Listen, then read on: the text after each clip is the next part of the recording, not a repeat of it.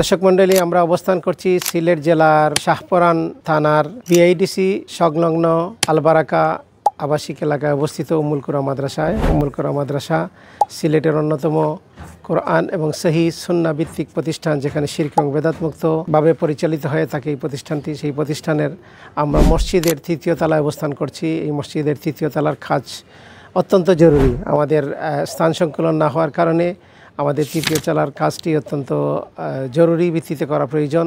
সেই লক্ষ্যে আপনাদের সহযোগিতা, আপনারা দেখতে পাচ্ছেন যে আমাদের এখানে কাজ চলতেছে। আমাদের অতি দ্রুত এই ছাদটি ঢালাই দেওয়া দরকার। এ ব্যাপারে আপনাদের আর্থিক সহযোগিতা কামনা করছি। আপনারা এগিয়ে আসবেন।